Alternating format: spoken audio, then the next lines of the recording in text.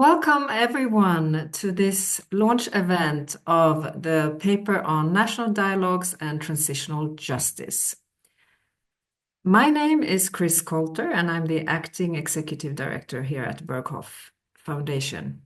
I'm very pleased to now understand that there's a lot of interest for this session today. Over 350 people have registered. So let's hope that at least half will join. This paper is part of a bigger series that we have here at Berghoff that we call the National Dialogues at Crossroads. And today's event is the latest edition of this long-standing engagement on national dialogue. Something that we've worked on for a long time at Berghoff, I would say both theoretically and practically. Just one reflection today, I was thinking about it this morning when I was listening to the news. This session today on the nexus, on the sort of national dialogues at the crossroads, with an emphasis on transitional justice, feels both more important than in a long time and very timely, looking at what's going on around us. What we want to do in this engagement today is to spotlight the nexus between national dialogues and widely recognized comprehensive tools for conflict prevention and inclusive political settlements on the one hand, national dialogues, with transitional justice on the other, as a key approach to overcoming violent pasts, for reconciliation, for non-recurrence, etc. In fact, transitional justice, or as some of us also call it, dealing with the past, has been one of our thematic strategic priorities in the past years and will continue to be so. Through the framework of the Global Learning Hub for Transitional Justice and Reconciliation, hosted by Berghoff, we have expanded our work in this field considerably through our cooperation with many partners across the world, and some of them are also here. This session explores the nexus between these two fields of practice, and we will hope that it will further a discussion on the integration of these two fields, which are not always easy, to tell you the truth. Personally, I very much look forward to gaining insights from today's discussion, and with that, I'm handing over to our very own Senior Project Manager for the Global Learning Hub for Transitional Justice and Reconciliation, Johanna Lober. Welcome. Thank you, everyone. Thank you very much, Chris, for these welcoming words, and a warm welcome also from my side. Good afternoon, good morning, or good evening from wherever you are joining. I'm pleased to also welcome our guest speakers for this session today. I would like to welcome Silvia Cerves, who is a long-standing expert in the field of transitional justice, who co-authored the paper that we are launching today together with David Bloomfield. And in addition, I'm very pleased to welcome Bara Shiban, Associate Fellow at the Royal United Services Institute and political analyst on Yemen and the MENA region, and Berghoff's Senior Advisor in the Middle East and North Africa, Sonja Neuweiler. Thank you very much to all three of you for joining us as guest speakers today. As Chris mentioned, the paper launched today concludes a series of reflections which explore the conceptual linkage and the lessons learned on the nexus between national dialogues and cross-cutting topics such as digitalization, protest movements, climate change, and today, last but not least, also transitional justice. You can find all four papers on Berghoff's website, and we will also post the link here in the chat. As a starting point for this paper series, National Dialogues at Crossroads, was an observation that we actually have very little knowledge on the interlinkage between national dialogues and certain important cross-cutting issues. Our current knowledge base so far has predominantly focused on conceptual and procedural aspects of national dialogues, And we'll hear on especially Berkhof's experience in this field a bit later from Sonia. However, policymakers and practitioners with whom Berkhof worked in the field showed a keen interest in learning more about integration and possible interlinkages with transitional justice and other thematic issues while working on national or international dialogues. And at the same time, our interlocutors in the field of transitional justice also often talked about the challenge they are facing of integrating transitional justice approaches within the broader context of peace negotiations and political transitions, and especially to ensure that dealing with the past is inclusive and based on a broad national ownership and wide social consensus. So exploring this nexus, therefore, seems to meet a very real and practical need, which I would say, and as also pointed out by Chris earlier, is underlined by the increasingly parallel evolution of national dialogues and transitional justice as we see evolving around the world, for example, currently in Syria, but also in Ethiopia and other places. And so this simultaneity of both processes that we are witnessing in reality, of course, raises very challenging practical questions for policymakers and practitioners alike regarding the conceptual interlinkage of certain topics, regarding a risk of thematic overload, potential conflicts in political and funding priorities, regarding the parallel engagement of actors, and the necessary resources or scarcity of those, regarding institutional collaboration, mandates, and also the sequencing of process steps. So not surprisingly then, there are actually very few examples where countries have attempted a really coordinated and integrated planning and implementation of both processes at the same time. Thus, the paper is very explorative in nature and seeks to start a conversation rather than offer comprehensive findings.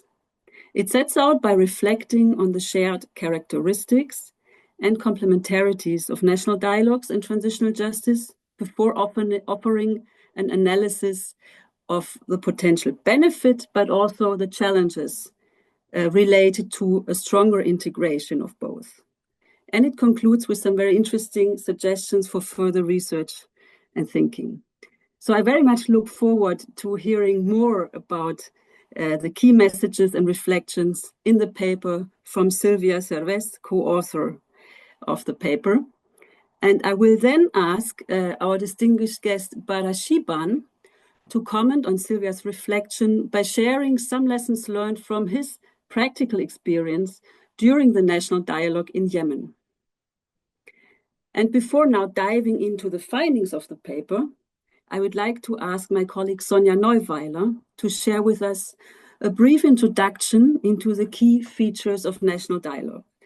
As Sonja is senior advisor in the Middle East and North Africa unit, she has been involved in Berkhof's efforts to support inclusive dialogue and transition processes in the Arab world since early 2012 and has been working in our various projects on Yemen, Syria, Lebanon, and Jordan with a thematic focus on national dialogue, negotiation, and mediation support.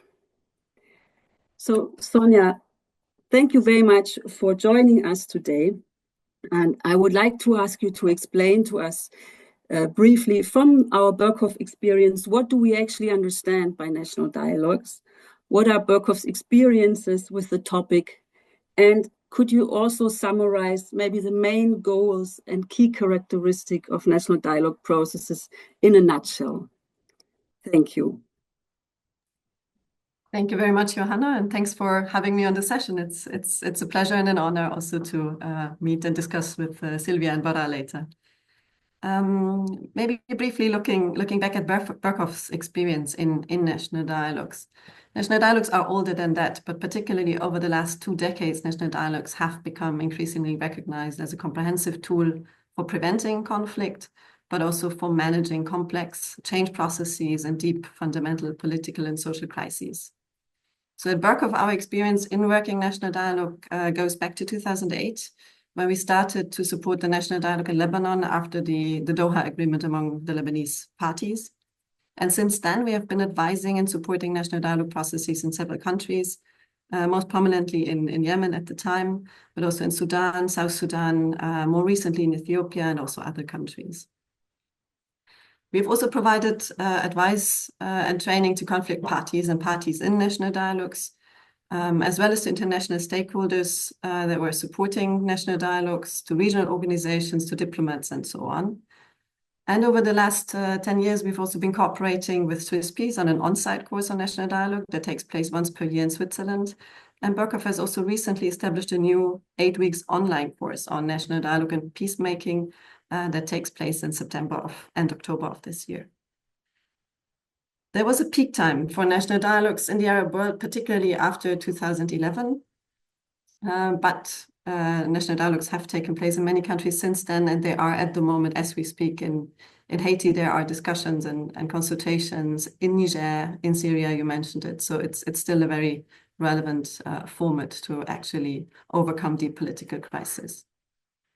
At Berkhof, we build a lot of our work on a comprehensive publication that we have done together with Swiss Peace in 2017, which is the National Dialogue Handbook.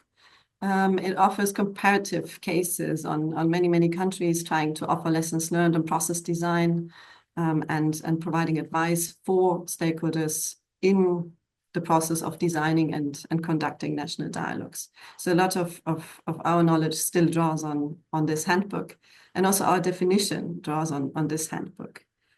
So at Berkhof, we understand national dialogues to be nationally owned political processes.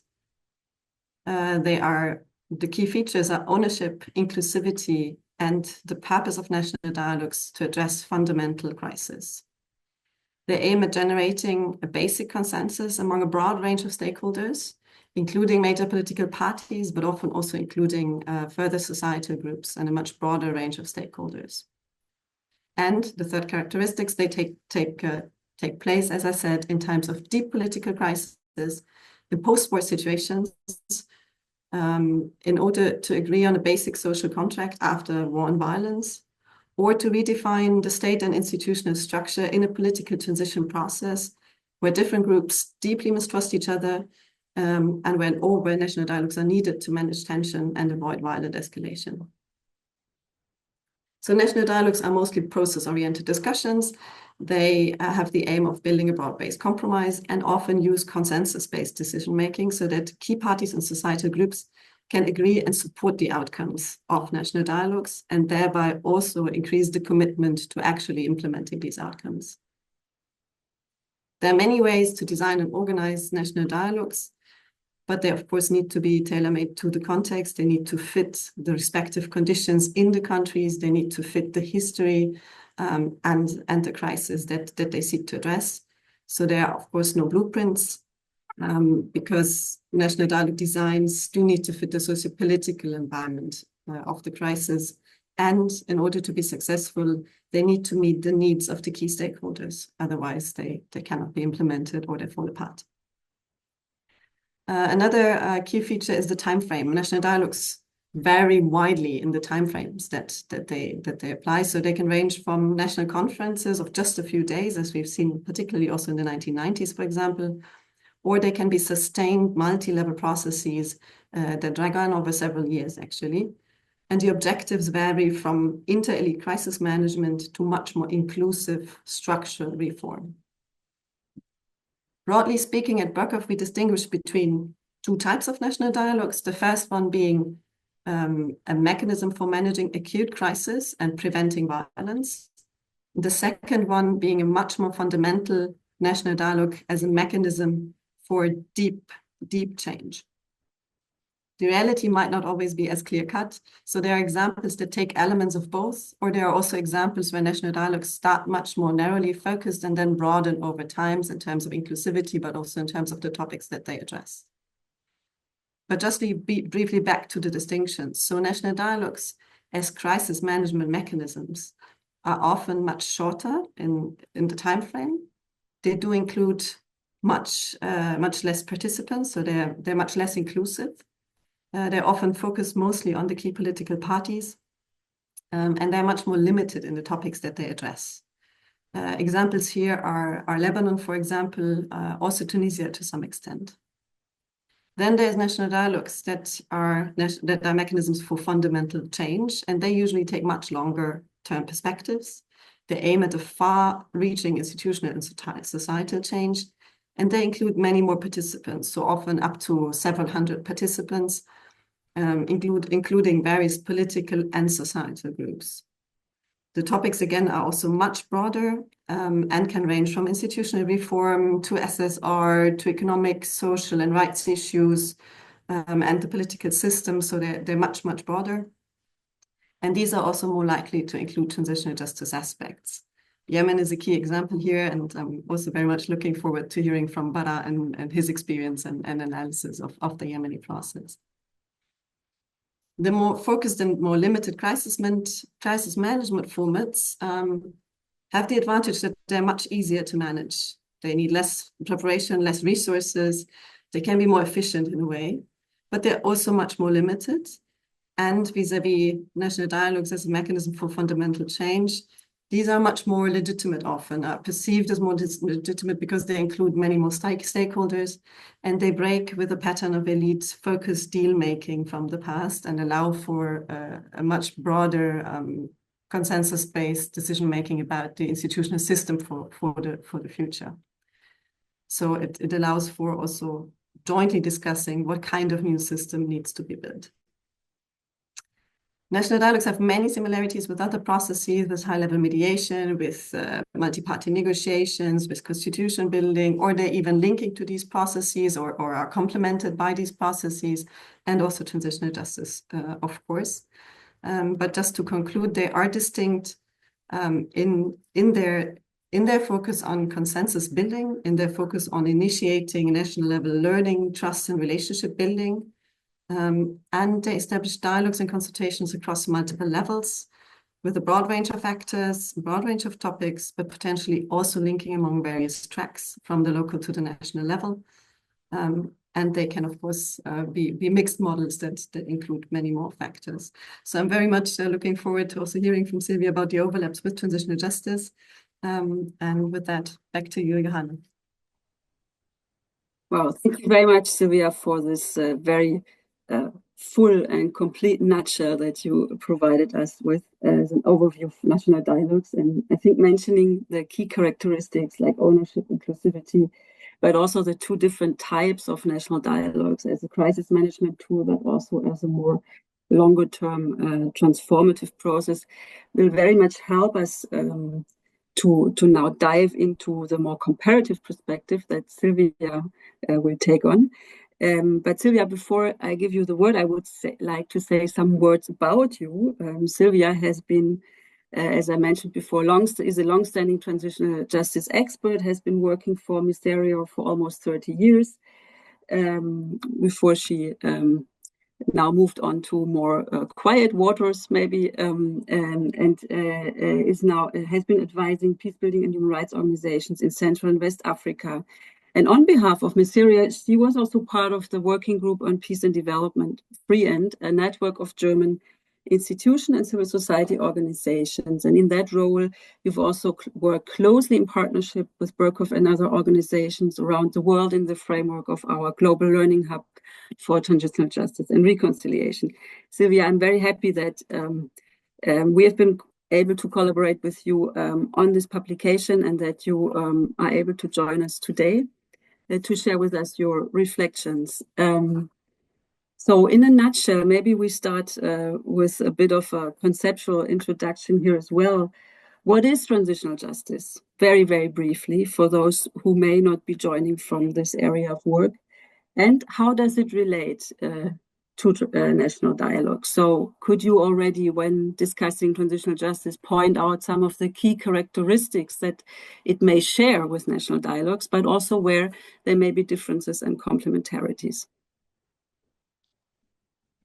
Yeah, thank you very much, Johanna, and also a warm hello from my side to everyone and to my co-colleagues on this very good panel. And yes, thank you. Just let's head for another nutshell, so to say. And of course, again, it's a very big field, transitional justice, and all of you who've been involved in this field, you know how differentiated it can be. Maybe just for a nutshell, I usually like to quote, well, let's say the very first sentence of the classical definition that actually goes back to the UN and Secretary of the 2004 definition, and it says transitional justice is actually the full range of processes and mechanisms associated with a society's attempts to come to terms with the legacy of large-scale past abuses. And what these processes and mechanisms usually contain is very nicely shown in one of my favorite graphics. And Johanna, if you could share this, that would be fantastic. And you see, I think, yes, voila. Thanks a lot. And you see, as for mechanisms, you see there are 4 fields that are termed in terms, or that are described in terms of rights, and 1 field in terms of guarantees. And it's the right to know, right to reparation, right to justice, and the guarantee of non-recurrence. So actually, these rights, these so-called rights, they are considered as the essentials of what may be needed in times when large-scale abuses actually of the past still have a reference, or still have a weight in the present time. And the right to know, obviously, that corresponds to, and you see it in the graphic, I think, that corresponds to what usually is known as truth commissions. But as you can also see, there are lots of different mechanisms that actually deal with the right to know, that is, what has actually happened. The right to justice, usually that goes back to trials, or that is associated with trials, but it can also obviously englobe so-called traditional mechanisms of justice, and it can have like very different kinds of courts, like domestic or hybrid courts, international courts. And then we have the right to reparation, which obviously is linked to all kinds of compensation, restitution, rehabilitation. And again, it's like it englobes very different mechanisms. And then, of course, the whole idea is this, what we usually cite as never again, that it never happens again to have, that people have to live through large-scale past abuses, and this contains like disarmament, demobilization, but also with institutional reform. And you see in the very center, it's the victims and perpetrators. That is, the different mechanisms really look at both sides, so to say. And of course, both of these groups are like very differentiated again, and there are also other groups that have to be considered. But as we're talking about a nutshell, I think this is about it, which I like to mention. And of course, the overall aim is conflict transformation, and it also englobes like reconciliation and the setting up of a rule of law. As that is an institutional background that really helps at non-repetition. What is also important, you have different kinds of actors. That is a whole range of actors, state and non-state civil society, and you also work on different levels, that is on the different tracks, local and national and also international. Of course, again, it's important that it's not one of those fields, the right to justice or the right to truth, that is doing it all, but you really have to combine the different fields. And this is where the process come in. What is very important is you have to maintain the process, and this is like the process between the different fields, between the different initiatives. Again, as with national dialogues, it's not that you have a blueprint and you can say, do this first, do this second, etc. But each and every process has to be tailor-made to the situation where it's supposed to be taking place. But there are certain elements that are always important, like the timing, the sequencing, the mandate, of course, and it's also processes, and I think that's also similar to national dialogue, and what we usually consider much don't give enough consideration that these processes are very, very political. Whereas we usually try to see it as a technical challenge to set up truth commissions or trials, etc.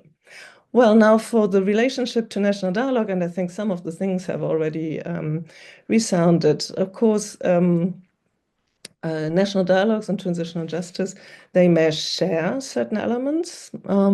Like, for instance, if we look at the overall goals, conflict transformation or improving and restoring inter-party relations, I think that's certainly similar in the two. Also, the fact that actors and levels of intervention may be similar, like the state is considered as a main facilitator, but civil society actors are, of course, very, very important in both. We may also look at some points that may be complementary, like, for instance, the issues that are dealt with in national dialogues or in transitional justice. And in view of the overall goal of conflict transformation for national dialogue, obviously, it's the focus is much more on peace building, renewal of social relationships, whereas dealing with the past or transitional justice is really, as the name says, it's dealing with past atrocities. But we may also consider that some of the in some points, national dialogue and transitional justice may actually enter into a complementary relationship. Like, for instance, what is important, what we've just seen, what is important in both is processes and step-by-step processes. And you can certainly see that from the Berkhoff National Dialogue Handbook that Sonia also mentioned. This is very, very elaborated already for national dialogue. Whereas for transitional justice, it is important, the processes, and to keep the processes. And as someone who has been on the Canadian Truth Commission said, we don't need just a good Truth Commission. What we do need are processes, and that's very important. But for transitional justice, it's much, much less spelled out. The same holds for the key qualities that Sonia mentioned: inclusivity, ownership, legitimacy, and dealing with power dynamics.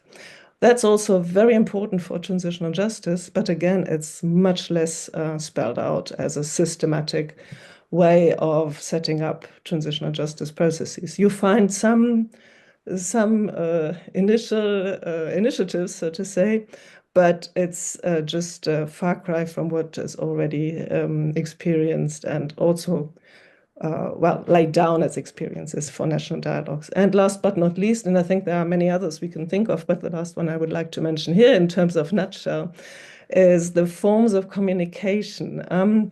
Both are ideally dialogical forms. Obviously, for national dialogue, it's clear, it's already in the name by definition.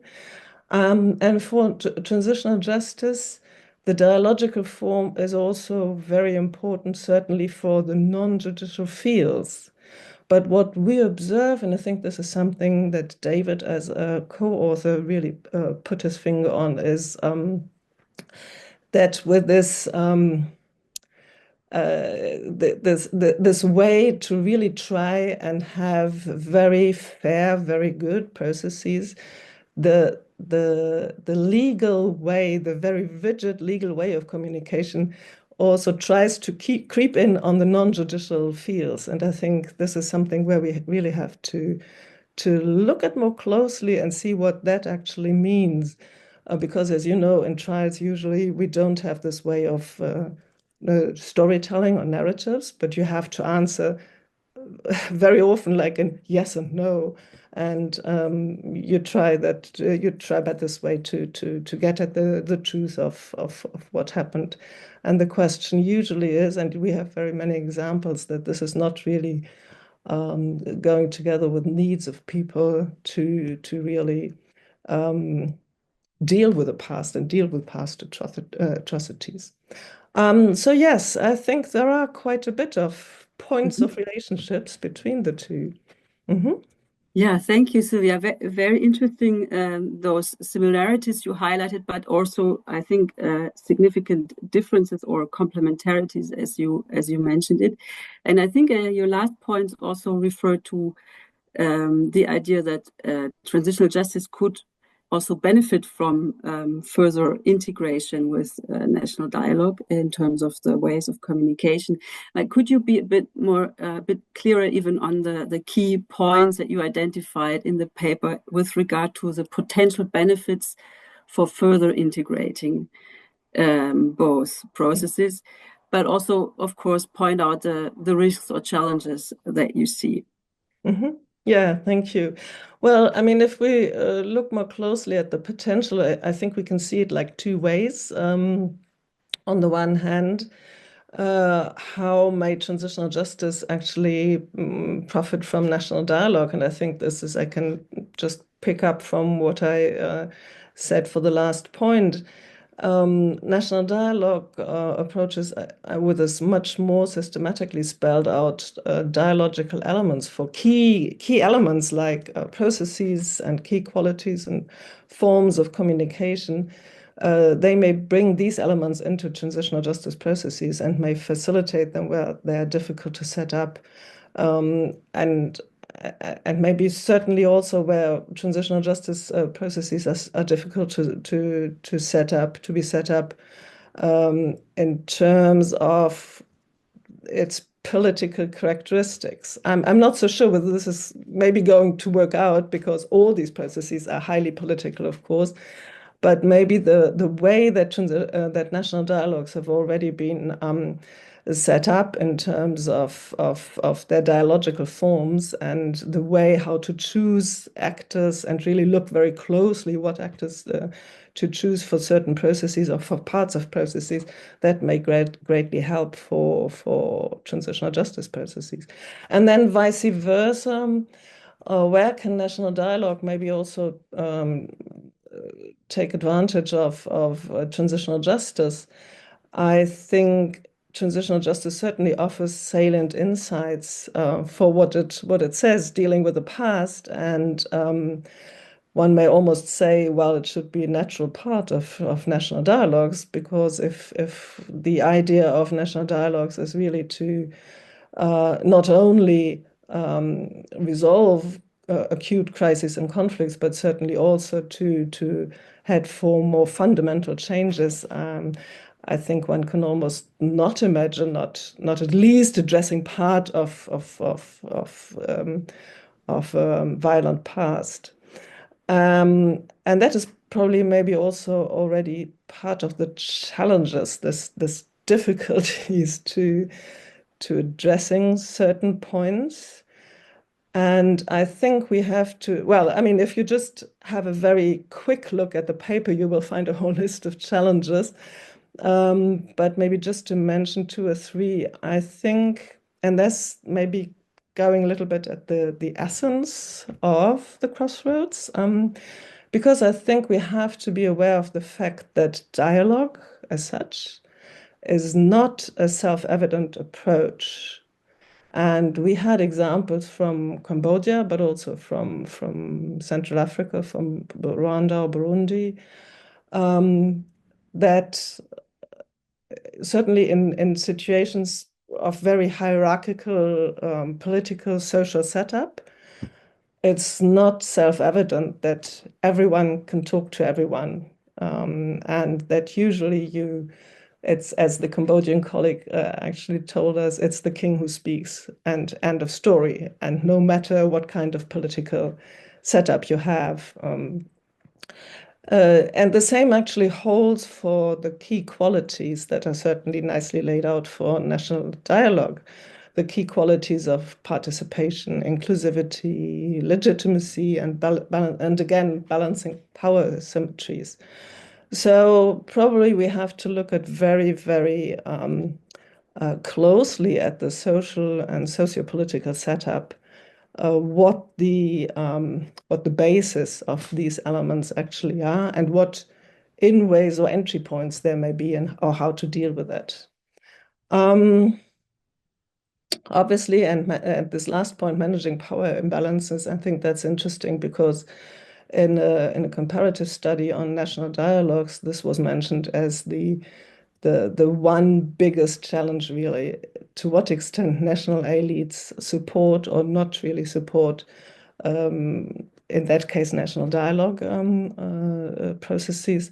But I think if we think of the crossroads between national dialogues and transitional justice, this is certainly also one of the biggest challenges.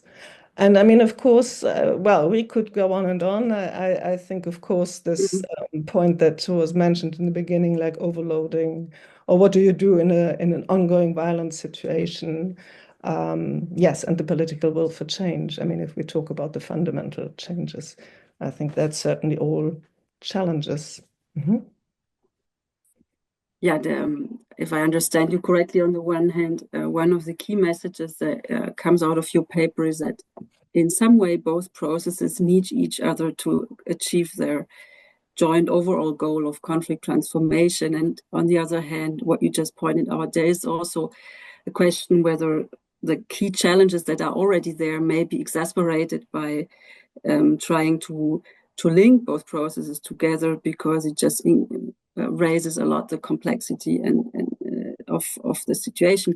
However, and maybe this will be my last question to you, so that we still have time then to come to other points in the paper later. But I think you were actually quite to the point in the paper also with respect to looking at different, let's say, types or models of interlinkages that one could conceptualize. And maybe just to round up your intervention with that, because I think that makes it very illustrative, and then we could maybe also look into practical examples later on where that worked or maybe also didn't work. So yeah, what could you maybe end on those model or typology that you developed? Yeah, thank you very much. I think we've sort of identified like three models, and I think this is like very, how shall I say, Humpty Dumpty, just from looking at it, and how can we actually envisage to integrate the two or not integrate it. And one would really be very simply a consecutive model, and I think that's almost the classical one. And as you've mentioned in the beginning, there are national dialogues, as Sonia has mentioned also, there are national dialogue processes, certainly the big ones, so to say, that really aim at fundamental changes, where you also have where you have different commissions dealing with different concerns, and one of the concerns may be transitional justice. So the outcome may be, well, yes, let's have a transitional justice process, or sometimes they also say, well, let's have a truth commission. That is, they're also already very, very specific on what they would understand by a transitional justice process, and this would actually follow a national dialogue process, or maybe just a little bit of overlap, but really you can envisage it as a consecutive model. So maybe then you may have a more integrated model, so to say, that is certain elements of national dialogue may become part of a transitional justice process, or certain transitional justice measures may become part of a national dialogue process. That is, you pick and choose from each one and you put them together, so to say, simply speaking. And then you may have what we called intertwined, and this really takes the picture of a rope. And we took this from Fanny Dutoit, who is a South African transitional justice expert, and who has worked with this image of a rope for transitional justice itself. That is, that you don't need to have the different fields and say, well, you first start out with a truth commission and then you go on to reparations and then you go on to the next field.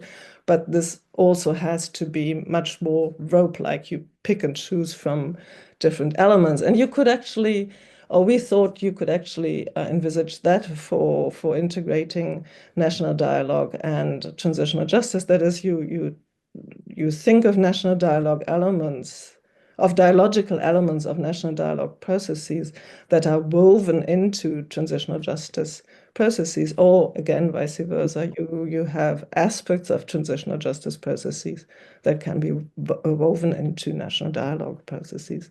Mhm. And I think I find that very, very interesting in a way. And maybe, I don't know whether, Bara, you may be taking this up for the Yemen case. Yeah, thank you very much. Thank you, Sylvia. It certainly sounds interesting and also quite challenging, but looking at an iterative rope-like process, interlinking both. Yeah, let's discuss this further. But before we really open up for also questions from the audience, and here I would like to point out again, as has been said in the chat, please use the Q&A function here in the webinar to write any comments or questions you may have so that we can take them up at the end of the session with the speakers. Now, thank you very much, Sylvia, for sharing your reflections on the paper. That provides us with a lot of food for thought and for testing in practice.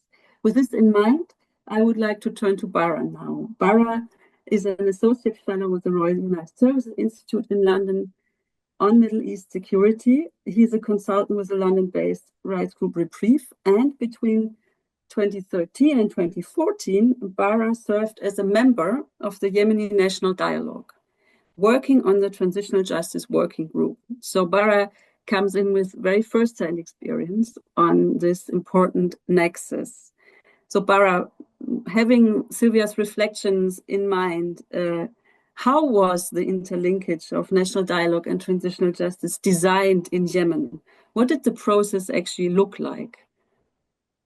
Yeah, thank you, Johanna. Thanks, Sylvia, for sharing your insights. In Yemen, as you all well know, transitional justice was clearly stated as one of the main working groups that we are tasked to negotiate and then design a framework for how we want it to be implemented. The main thing I think I would say, if I would like to reflect on the experience we had in Yemen, is first of all we had a little bit more of a timely process. It took 10 months to have the dialogue sessions.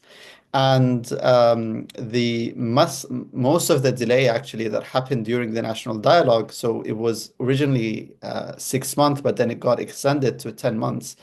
A lot of it was due to the Transitional Justice Working Group because of how complex and hard and difficult it is to negotiate a framework that is kind of satisfactory to all the groups. The second main challenge is you have literally part of the process are the perpetrators, are the people who were involved in some form, one way or form, in the past, in those violations, and then you're asking them to join with some of the victims, and then together, basically, they are designing what they are supposed to agree on how to, as you rightly mentioned, it's basically how are you going to deal with the past? What is the best way and best form of dealing with the past? And in the Yemen, I think we got victim of two things. The first thing I think is the unrealistic expectation of what could be achieved just through having a national dialogue process. And the second thing is the idea that the central authority should somehow agree to decentralize its authority even before it's able to deliver on the outcomes of the national dialogue. And for a long period, we had a specific design in mind that this is what transitional justice should look like. But actually, in reality, it is what the Yemenis agreed to. It's basically what do they see is the best model or fit for their needs and for the country as a whole. And Yemen had a long-standing history of reconciliation. So there were periods of conflict where even tribal conflicts that sometimes occur with the central government, but then they reconcile. And I think in a situation like Yemen, you could have built up on this history and culture of reconciliation, and then make the government basically provide a mandate in where basically the victims can address their grievances, and then the state basically is able to either apologize where it's necessary or compensate where it's needed. So I think there were many challenges as we moved forward in the national dialogue. If I would say a very important take is that the international community, I think, had an unrealistic expectation of what could be achieved, and then kept on pushing on the process. Well, I think they should have allowed the process just to take its normal path until the Yemenis figure out how they want to deal with the past. But then most importantly is then equally, because the international community heavily supported the national dialogue, there should have been a quick implementation. And governments who come in transition, this is actually one of the most important lessons. They don't have much time, even if they appear at some time, that they do have all the time in the world.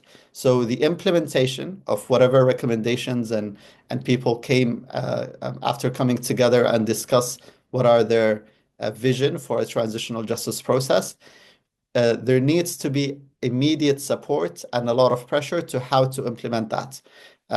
Because again, transitional governments think they have a lot of time, but actually in most cases they don't. So I think these are, like, I would say, the main takes, but of course I'm happy to answer further questions as we move forward.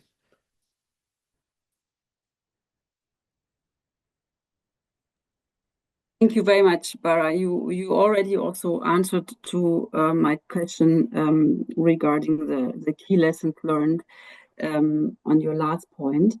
So I think that already gave us a very good starting point to enter into discussions. However, I would have one follow-up question, because I think you demonstrated very clearly one of the key challenges that Sylvia also mentioned in the paper, several of them, including the issue of implementation as a, of course, stand or fall question for any success of both processes, but also the role of the international community and its expectations, or even maybe blueprints that were out there and didn't allow the process to evolve within the context-specific settings.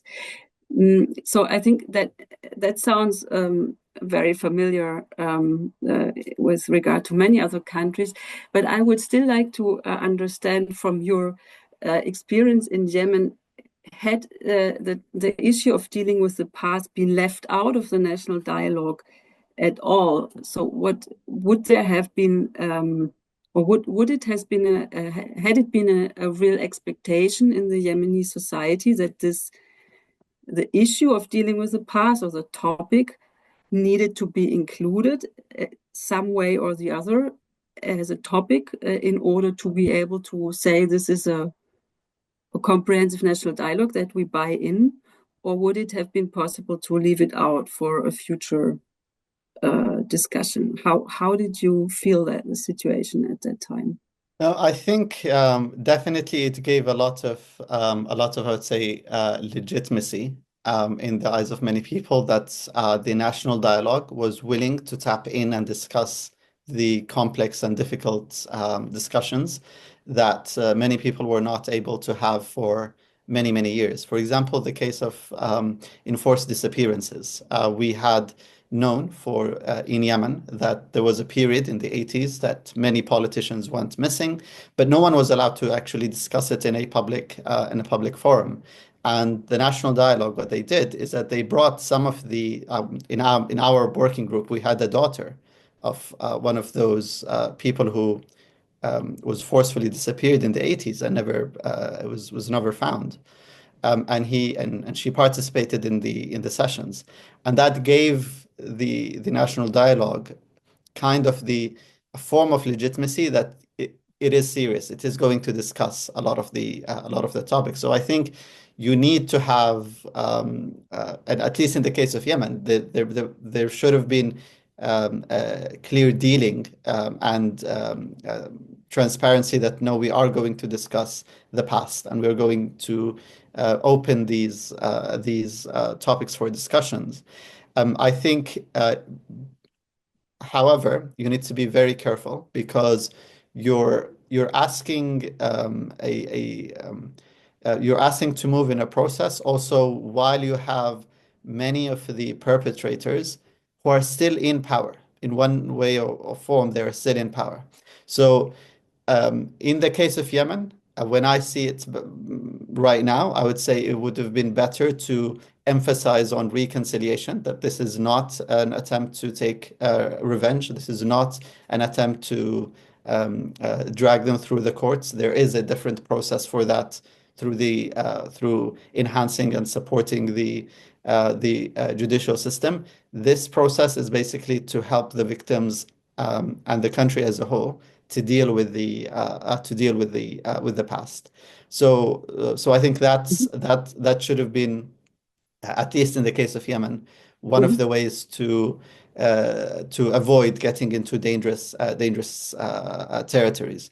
The second thing, which is there should have been support for the central authority to able to implement these the outcomes, because at the end of the day, if you have the National Dialogue did conclude, and we did have the framework for the new constitution, and the outcomes looked good on paper, but the central authority was quickly losing its grip on, first of all, on literal territory. So it was losing its monopoly over power, for example, and then its ability to start implementing. While I think in the case of Yemen, we ended in 2014, and I think 2014 should have been the year of implementation and quick, tangible results, because again, I emphasize on this point, transitional governments, it gives you an illusion, an aura of comfort that we have achieved this. We're now moving to the discussions of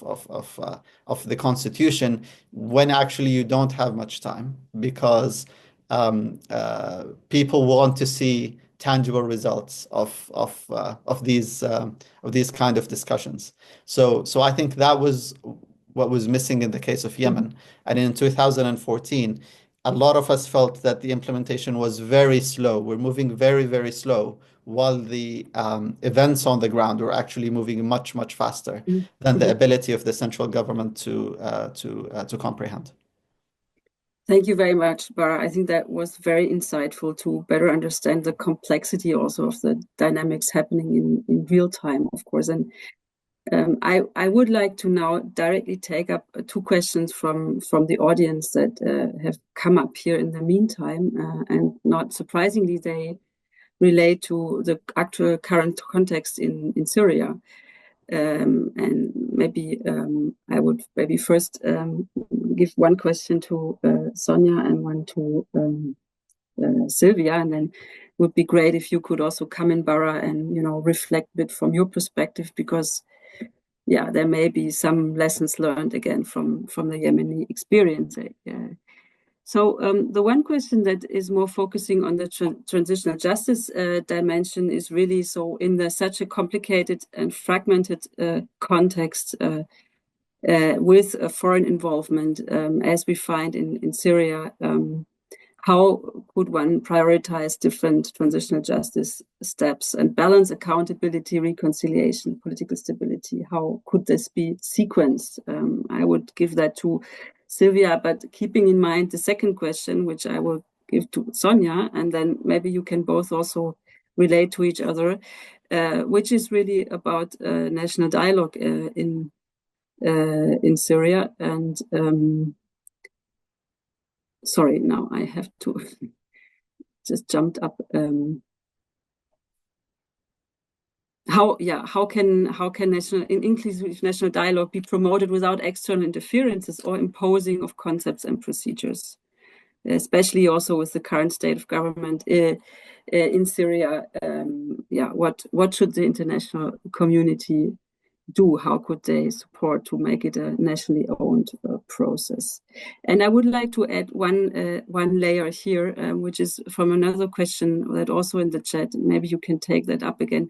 How is thinking both possible when at the same time we are actually finding ourselves in the midst of a state building process? So question of state capacity very much there as well. Yeah. Who would like to start? From you two? Sylvia, would you like to go first? Yes, thank you very much. I can give it a try, but I think it's exactly this point. Well, and I don't really know enough about either context to be able to say, oh, well, that's the analysis of the situation, so start here, start there. And so in the abstract, it's not really possible to say start here, start there, because, and I think Bara's example from Yemen was like very, very telling and very illuminating, because you really have to go into very detail. And I mean, when you said, well, we have had this tradition of reconciliation processes, and it didn't touch the power, but at least it dealt with the past, and it gave it may lay a groundwork for taking it from there. And I think that's a very important insight, and maybe also to check for Syria, is there anything like that? And to come to the second question of the second part of the role of the international community, I think again your example from Yemen was like very telling. I mean, just maybe step back in trying to prescribe any 1, 2, 3 steps, but really let people do it, but support maybe some sort of implementation. And I think that's very important, because this point about implementation is also one of the very important ones, that this is where many of the national dialogue and also many of the transitional justice processes actually are left off and not really taken further. And that is a very important point. Yes, maybe I leave it at that. Over to you. Thank you. Sylvia. Sonja, over to you. I think it's, the key answer is that this needs to be a very serious process of actually trying to get together and find ways to address all these challenges at the same time. And I think it's important to highlight, like 3.5 months ago, neither a national dialogue nor a transitional justice process seemed really thinkable anytime soon in Syria. So I think it's important to recognize the incredible pace of events. And I think this is also what I basically described, this situation where the developments on the ground overtake all these processes and considerations. And at the same time, I think it is clear that there are so many needs that need to be addressed at the same time. So a good sequencing and prioritizing is actually key. I think we've seen from the current transitional government that they do see the importance of a really intense transitional justice focus, the need to really deal with these massive atrocities of the past. And at the same time that there is also a very challenging security situation, that minorities need to be protected, that revenge killings need to be stopped, and that at the same time also evidence needs to be secured to allow for future transitional justice processes.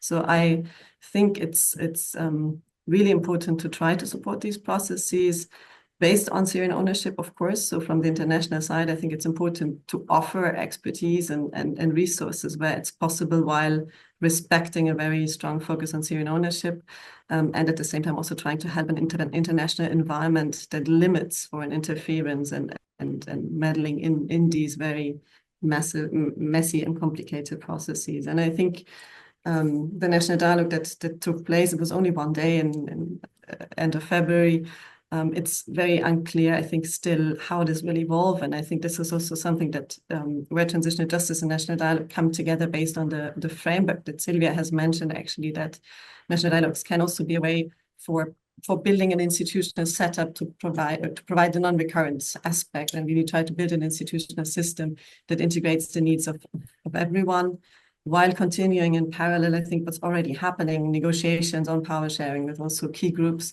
in order to make sure that key stakeholders are on board and support these processes. But yeah, I think it's impossible to discuss the complexities within such a short time. So I think it's really important to go deeper on that discussion.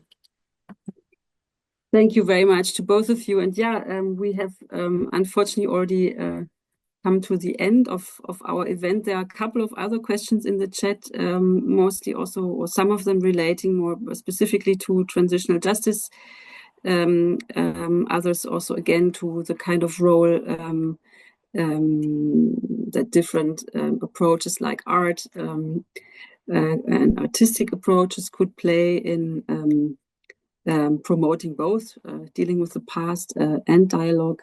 Again, there's the question of how could both processes be best scheduled in parallel. Maybe I would like to give the last word to Bara.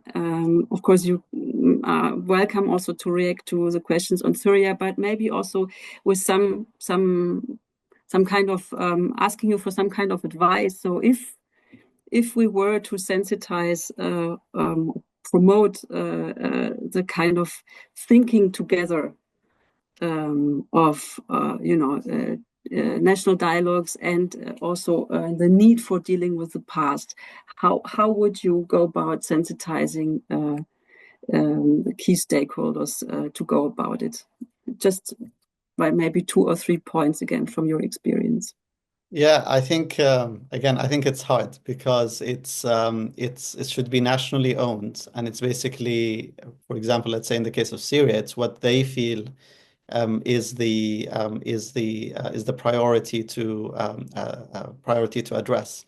And I think in terms of what could be done, at the end of the day, you need to focus on the aim of the transitional justice is for these atrocities not to happen again, and to enhance the rule of law, to support the state building mechanism. So always, I think we need to have always put this in the back of our minds, because at the end of the day, even in the case of Yemen, when you deal in the past, then you open up, like, how far are you going to go into the past, and that's another challenge. So I think again, I would say it's just as much as possible, make it nationally owned, and focus on what kind of support they need to enhance the state building towards the respecting the rule of law, and provide in the case of Yemen, the main concern is safety, protection, and freedom and integrity of all groups. That's the priority. It's a state where everyone feels they're equal citizens. So I think putting that in mind while you were designing a process. Yeah, thank you very much for this very insightful discussion, and for giving us food for thought for further work, I think, and maybe also some more research-oriented reflections can come out of this. Would have been nice to have a bit more time to go over the other questions, but we'll probably can do that in another round of events. For now, I want to thank you very much, 3 of you, for joining us today, and also thank you to the audience for joining us, listening in, asking questions, and yeah, have a good remaining day, and see you soon, hopefully.